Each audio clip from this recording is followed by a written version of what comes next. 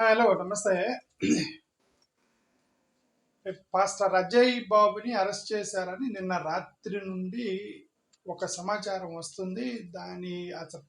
అజయ్ ఎక్కడున్నాడో చూసి అతని ఆచూకీ తెలిసిన తర్వాత మాట్లాడదామని ఉన్నాను యాక్చువల్గా నేను.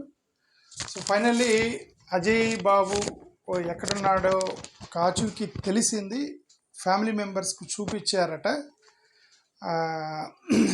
సో కాబట్టి కంగారు పడాల్సిన అవసరం ఏం లేదు అని నాకు అనిపించి నేను ఇప్పుడు మాట్లాడుతున్నాను అజయ్ బాబు గురించి. ఓకే, ఇప్పుడు ఈ పాస్టర్ అజయ్ బాబు మీద 3 కేసులు పెట్టారట.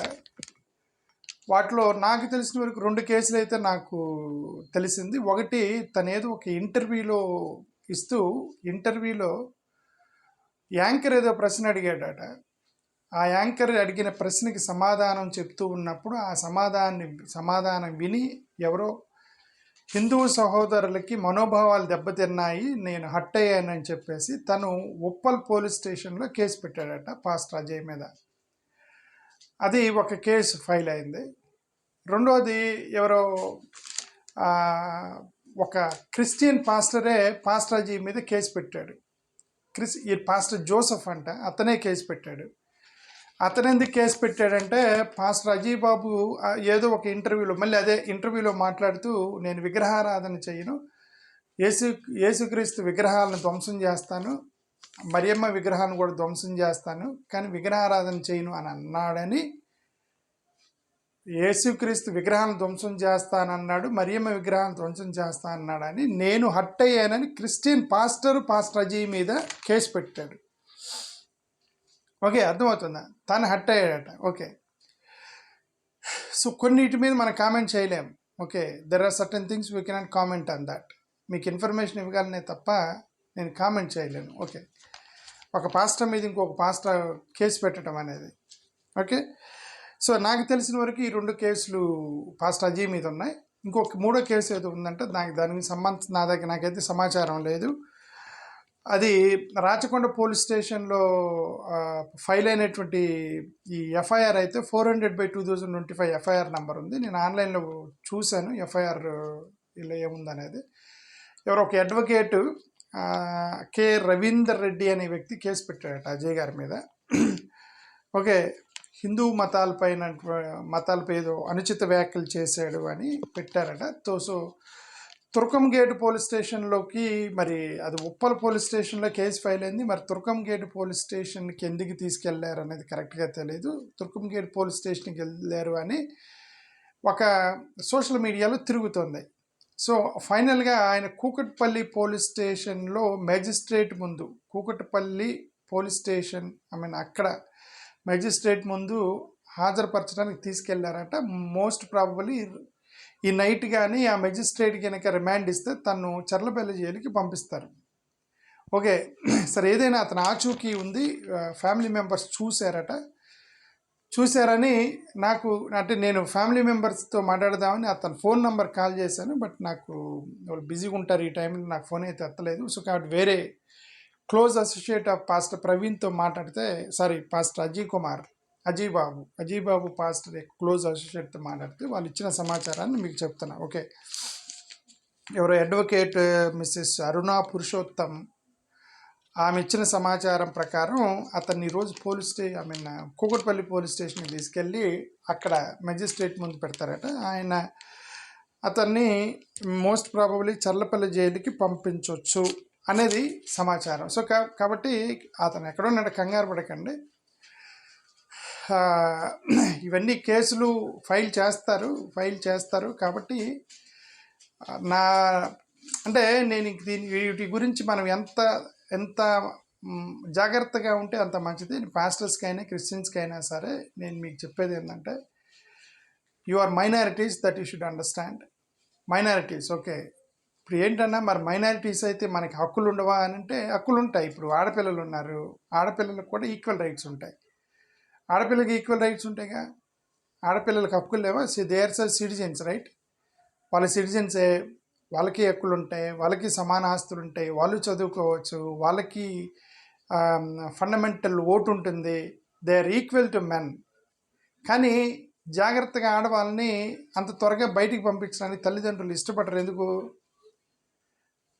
ఎందుకు ఆడపిల్లల మీద అర్ధరాత్రి ఎందుకు పంపించరు తల్లిదండ్రులు బయటికి? ఏదన్నా జరుగుతుందేమో అని. బలమున్న వాళ్ళు బలహీనుల మీద పడతారనే కదా, అంతే కదా, బలమున్న వాళ్ళు బలహీనుల మీద పడతారు. ఆడపిల్లని బలహీనరాలు, మా మగవాళ్ళతో పోల్చుకుంటే బలహీనరాలు కాబట్టి ఆమెను పంపించరు జనరల్గా తల్లిదండ్రులు, అర్ధరాత్రి పంపించరు.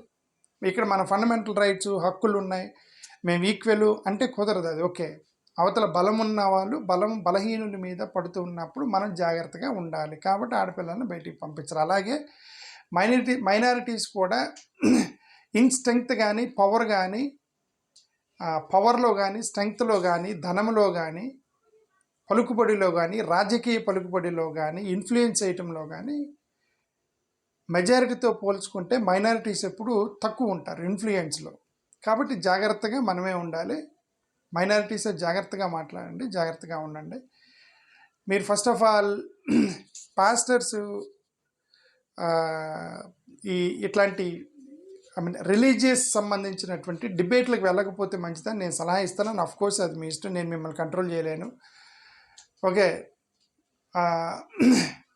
ఈ డిబేట్స్కి వెళ్ళకండి. ఇప్పుడు అక్కడ ప్రశ్న అడిగాడు, ఇతను సమాధానం చెప్పాడు, ఎవరో హట్ అయ్యారన్నట్టు తీసుకెళ్ళి వేశారు. ఓకే, డైరెక్ట్గా పబ్లిక్గా నేను కొన్ని వీడియోలు చూశాను. ఇప్పుడు ఎవరో చూడటం ఎందుకు, ఇప్పుడు నేను పాస్టర్ అజయ్ గురించి మాట్లాడుతుంటేనే నాకు చాలా సిల్లీగా అనిపించింది, నిజంగా సిల్లీగా అనిపించింది. ఎందుకు సిల్లీగా అనిపించిందంటే అవతల కొన్ని వీడియోస్ పంపించారు ఇప్పుడు కొంతమంది.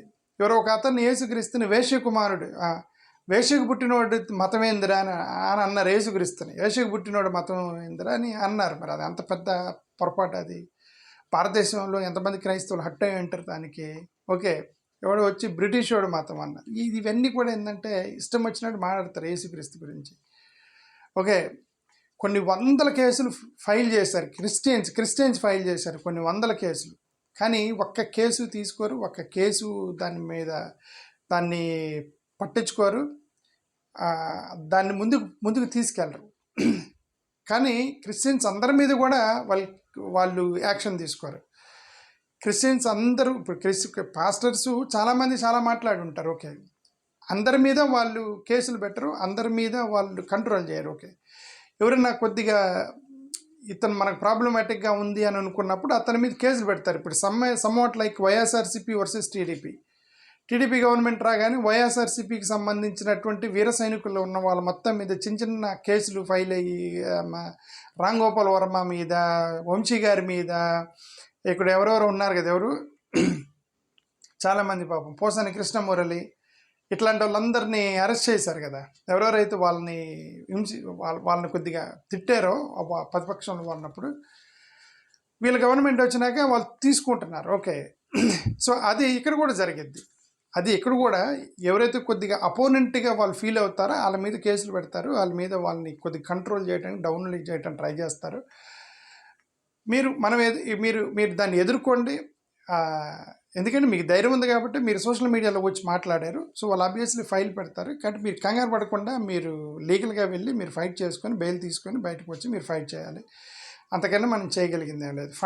ఫైనల్గా నేను చెప్పదలుచుకుంది ఏంటంటే, మీరు నాకు ఇప్పుడు ఎవరో ఫోన్ చేశారు. ఇప్పుడు పాస్టర్ అజయ్ అనే వ్యక్తి కనబట్టలేదు అనగానే టక్కన నాకు ఫోన్ చేశారు, అయినా పాస్టర్ అజయ్ గారు కనబడతలేదట అని. నేనేమన్నంటే, మీరెందుకు కంగారు పడతారు, తెలంగాణ కాంగ్రెస్ గవర్నమెంటే కదా, ఆంధ్రప్రదేశ్ అయితే ఎన్డీఏ గవర్నమెంట్ అంటే కొద్దిగా వాళ్ళ ఆధిపత్యం అనేది ఉండిద్ది. కాంగ్రెస్ గవర్నమెంట్ కదా, మైనారిటీస్కి అండగా ఉంటారు కదా వాళ్ళు, మీరెందుకు కంగారు పడుతున్నారు, మీకు ఎవరు నాయకులు లేరా పాస్టర్ అజయ్ తరపు పోలీస్ స్టేషన్కి ఫోన్ చేసి చెప్పడానికి అని అంటే, మనకి ఎవరు లేరన్నా అన్నారు. నేను ఇప్పుడు చెప్పేది ఏంటంటే, మనకి ఎవరు లేరు అన్నారు. ఎందుకు లేరు అంటే, ఆంధ్రప్రదేశ్లో కూడా ఎవరు లేరు. ఆంధ్రప్రదేశ్లో కూడా ఎవరు ఉండరు. ఎందుకు ఉండరు? ఎమ్మెల్యేలు, ఎంపీలు వీళ్ళు ఎందుకు ఉండరంటే, మీరు ఎప్పుడు కూడా నాయకులకు ఓటేయరు, పార్టీలకు ఓటేస్తారు. టీడీపీకి ఓటేస్తారు, వైసీపీకి ఓటేస్తారు, కాంగ్రెస్కి ఓటేస్తారు, బీజేపీకి ఓటేస్తారు, కానీ నాయకులకు ఓటేయరు. మీరు పార్టీలకు ఓటేసి పార్టీని గెలిపించినప్పుడు నీకు కష్టం వచ్చినప్పుడు పార్టీ దగ్గరికి వెళ్తావు. పార్టీ అంటే ఎవరు? టీడీపీకి ఓటేసావండి, టీడీపీ అనే అభిమానం ఎక్కువ నీకు, తీసుకెళ్ళి టీడీపీకి వేసావు. నీకు కష్టం వచ్చింది, నువ్వు ఎవరి దగ్గరికి వెళ్ళాలి? టీడీపీ దగ్గరికి వెళ్ళాలి. టీడీపీ అంటే ఎవరు? ఏ నారా లోకేష్ గారు, ఏ చంద్రబాబు నాయుడు గారు, వాళ్ళిద్దరు టీడీపీ. మిగతా వాళ్ళందరూ వాళ్ళ కింద పనిచేసే వాళ్ళే తప్ప వాళ్ళు యాక్చువల్గా టీడీపీ. వాళ్ళ దగ్గరికి నువ్వు వెళ్ళగలవా? వాళ్ళ దగ్గరికి వెళ్ళి నువ్వు వాళ్ళని రీచ్ అవ్వగలవా? కనీసం సెక్యూరిటీ గార్డ్ అని నేను లోపలికి పానేస్తారు వాళ్ళ దగ్గరికి, పానివ్వడు. కాబట్టి మీరు పార్టీలకు ఓటేసినప్పుడు మీరు పార్టీని రీచ్ అవ్వలేరు. నాయకులకు ఓటేయటం నేర్చుకున్నప్పుడు నువ్వు నాయకుడిని రీచ్ అవుతావు. నువ్వు నాయకుడికి ఓటేయాలి. ఓకే, ఈ నాయకుడు వెళ్ళి ఇప్పుడు ఎవరో ఒక నాయకుడిని సృష్టించుకోలేనటువంటి వ్యవస్థలో if you cannot create a leader, you can never become a leader. Simple. If you cannot create a leader, you cannot become a leader. ఎందుకు దళిత సంఘాలు, క్రైస్తవ సంఘాలు, మైనారిటీ సంఘాలు వీళ్ళందరికి కూడా కష్టాలు వచ్చినప్పుడు గిలగిలలాడతారంటే వీళ్ళకి ఒక నాయకుడు అనేవాళ్ళు లేరు. ఆ నాయకుడు ఇన్ఫ్లుయెన్స్ చేయగలిగిన కెపాసిటీ ఉన్న నాయకుడు లేడు. టక్కన పాస్టర్ అజయ్ బాబుని అరెస్ట్ చేశారు అనగానే తెలంగాణలో ఎవరో ఒక క్రైస్తవ ఎమ్మెల్యేనో, లేదంటే మైనారిటీ ఎమ్మెల్యేనో, లేదంటే ఏ దళిత ఎమ్మెల్యేనో, అఫ్కోర్స్ మా పాస్టర్ అజయ్ క్యాస్ట్ నాకు తెలీదు, ఓకే మరి అతను దళితురా లేదంటే బీసీ అనుకుంటే నాకు కరెక్టే తెలీదు, బట్ చెప్తున్నా ఏ దళిత సామాజిక వర్గానికి చెందిన ఎమ్మెల్యే అయితే టక్కన ఫోన్ చేసి ఏంటి సార్ మా ఓన్ని అరెస్ట్ చేశారని చెప్పగలిగేటువంటి ఒక ఎమ్మెల్యే మీరు ఎంచుకోవాలా. నేను వాళ్ళ తప్పు అంటలా నేను. Because you never vote for a leader, you vote for the party. ఆ పార్టీ ఎవరో మీకు తెలియదు, ఆ పార్టీ అంటే ఎవరో మీకు తెలియదు. ఓకే, సో కాబట్టి అట్లీస్ట్ ఇప్పుడైనా సరే నాయకుడిని ఎంచుకోవటం నేర్చుకోండి. పార్టీలకు ఓటేయకుండా నాయకుడిని ఎంచుకోండి. ఓకే, ఆ నాయకుడిని ఎంచుకుంటే నాయకుడు పార్టీని ఇన్ఫ్లుయెన్స్ చేస్తాడు. ఏమండి ఇది మా వాళ్ళకి మీ ఇబ్బంది అయితే వాళ్ళు నన్ను ఇబ్బంది పెడతారు అని ఇతను పార్టీని ఇబ్బంది పెట్టే కెపాసిటీ ఉన్న నాయకుడిని మీరు ఎంచుకోండి. పార్టీని ఇబ్బంది పెట్టే కెపాసిటీ ఉన్నవాడిని, ఆ పార్టీని ఇబ్బంది పెట్టగలిగిన కెపాసిటీ ఉన్న నాయకుడిని తయారు చేసుకోలేదు కాబట్టి మీరు ఈరోజు కష్టాలు వచ్చినప్పుడు గిలగిలలాడుతున్నారు మీరు. ఓకే, ఇప్పుడున్నటువంటి నాయకులు మొత్తం కూడా they are appointed by parties. అంటే ఇప్పుడు మీరు పార్టీల దగ్గరికి వెళ్తే వాళ్ళు ఏమంటారంటే నేను నిన్ను గెలిపించానా, నువ్వు నన్ను గెలిపించావా అంటారు. పార్టీ దగ్గరికి వెళ్తామండి, ఓ ఎమ్మెల్యే వెళ్తాడు, సార్ ఏం సార్ మా మైనారిటీస్కి ప్రాబ్లం అవుతుందంటే నిన్ను నేను గెలిపించానా, నువ్వు నన్ను గెలిపించావా అంటారు. ఎందుకు? మీరు నిజంగా ఇతనికి ఓటేయలా, నాయకుడికి మీరు ఓటేయలా, మీరు పార్టీకి వేశారు. పార్టీలో పాపం ఇతను ఆ పార్టీ దయదలిచి ఇతనికి ఎమ్మెల్యే సీట్ ఇస్తే ఇతను ఎమ్మెల్యే అయ్యాడు తప్ప నువ్వు ఓటేస్తే ఎమ్మెల్యే అవ్వాలి అతను.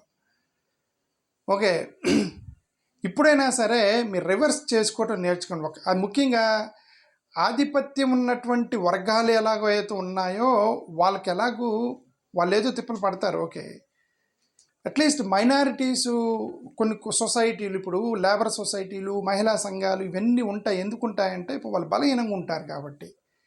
అలాగే ఇప్పుడు మైనారిటీస్ అనే వాళ్ళు ఏంటంటే you should be able to elect someone who can stand on behalf of you, not on behalf of the party.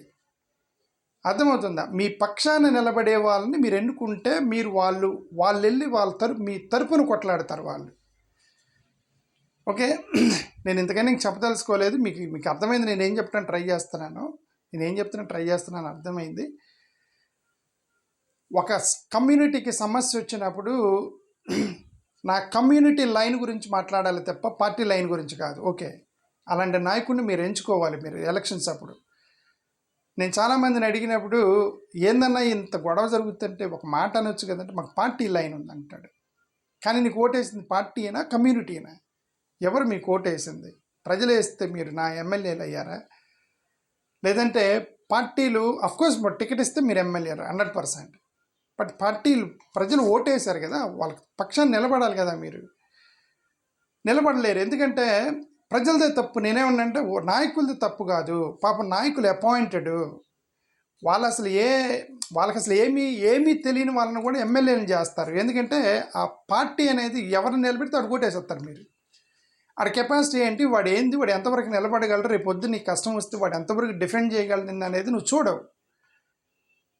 జై టీడీపీ ఓటేసేస్తావు, జై వైఎస్ఆర్సీపీ ఓటేసేస్తావు, జై కాంగ్రెస్ ఓటేసేస్తావు, జై బీజేపీ ఓటేసేస్తావు. కష్టాలు వచ్చిన తర్వాత ఎక్కడికి వెళ్ళాలో తెలియదు నీకు, గిలగిల కొట్టుకుంటే. ఇప్పుడు పాస్టర్ అజయ్ దగ్గర ఇదే జరిగింది. నాకు ఫోన్ చేసిన వాళ్ళని ఏమైనా కాంగ్రెస్ గవర్నమెంట్కి ఏందా నీ గొడవను నాకు ఫోన్ చేసి గిలగిల్లాడుతున్నారు పాస్టర్ అజీకి ఏమైతే ఇది కాంగ్రెస్ మైనారిటీస్ గవర్నమెంట్ కదా అంటే మనకి ఎవరు తెలిసిన వాళ్ళు లేరన్న కాంగ్రెస్లో అంటే ఇదేందా ఎంతమంది క్రిస్టియన్ జనాభా ఉన్నారు, ఎంతమంది క్రిస్టియన్ ఎమ్మెల్యేలు ఉన్నారు, పాస్టర్ అజయ్ని అరెస్ట్ చేస్తే నీకు ఇన్ఫ్లుయెన్స్ చేయగలిగినటువంటి ఒక ఎమ్మెల్యే మీకు తెలియకపోవటం క్రిస్టియన్ కమ్యూనిటీకి ఇది సిగ్గుచేటే.